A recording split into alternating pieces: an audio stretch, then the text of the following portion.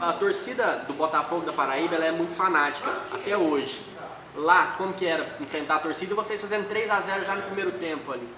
Mas não foi tão fanático como a do Remo, não. A do Remo foi a pior. Na qual morreu um torcedor, né? A gente vai chegar nessa história daqui a pouquinho. E depois de venceu o Botafogo da Paraíba 4 a 0 lá, 3 a 0 aqui em Uberlândia. Qual foi a sensação de ter chegado ao final?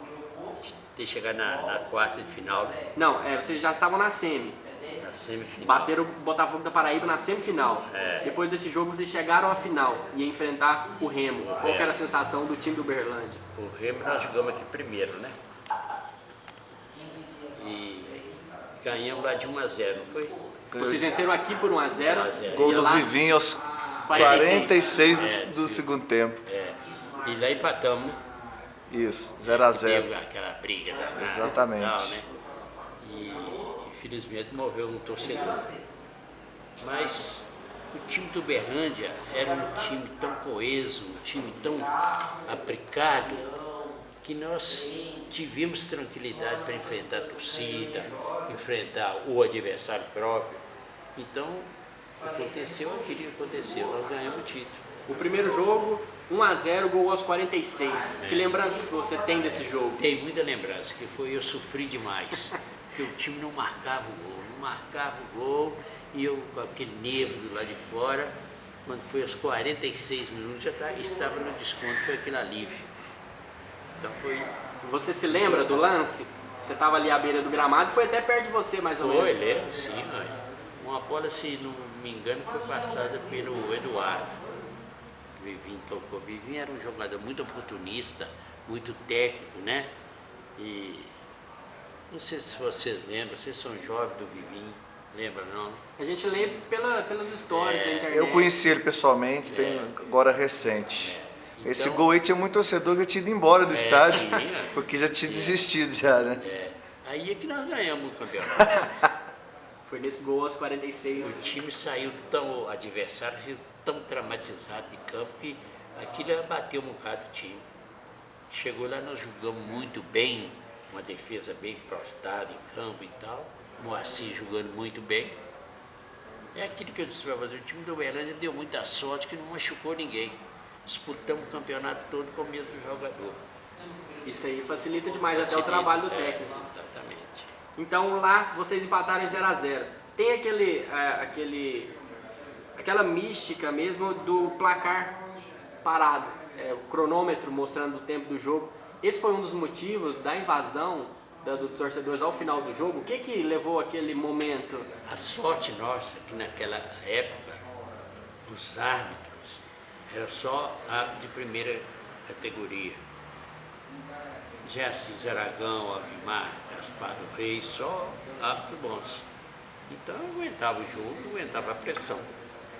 Você se lembra quando a taça foi entregue? Porque no meio da confusão, diz que a taça já estava... na hora, o pessoal, todos os jogadores viram a taça dentro do ônibus. Ninguém sabe como entregou. Você se lembra como que foi essa entrega? Lembro, mas tem tantos anos, né? 30 anos. E eu com 80 anos agora, hein? Nem parece. Mas eu lembro que houve um tumulto danado e a torcida não aceitava, não.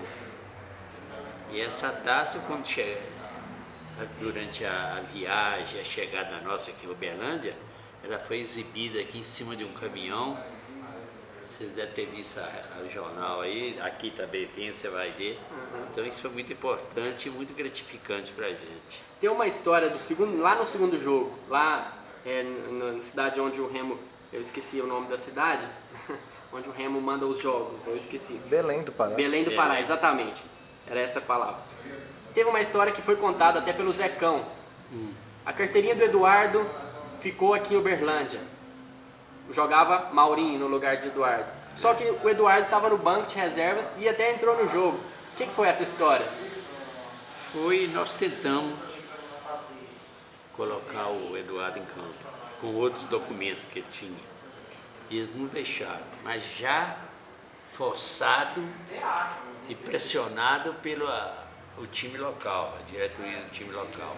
Não aceitou de maneira nenhuma, que podia. Eu, pelo menos, fui jogador de futebol. Quantas e quantas vezes eu joguei com outros documentos sem ser carteirinha. E eles não deixaram. Realmente, ele ficou no banco.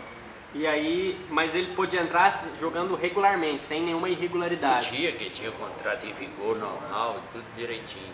Mas o Maurinho também era um jogador muito técnico, muito bom também.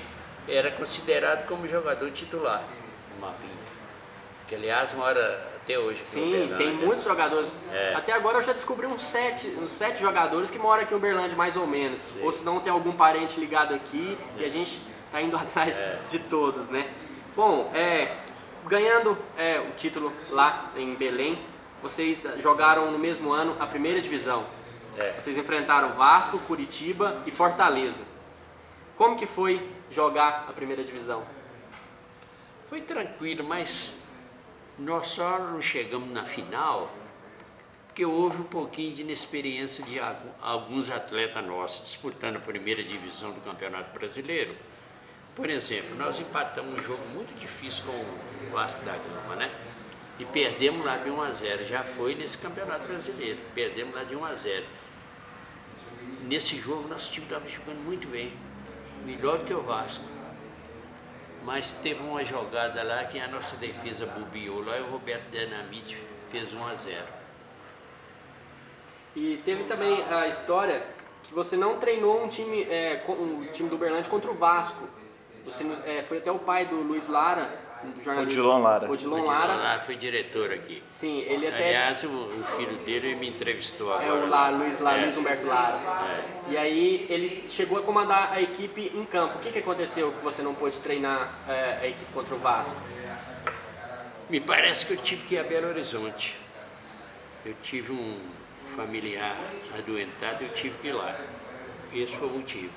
E assim, um dos lances capitais que podem, a gente não vai condenar ninguém, teve o lance do gol do Lela, que foi por cima do Curitiba. Qual a pergunta aí sobre esse gol? Foi um lance que poderia ter colocado o Uberlândia na próxima fase. Foi.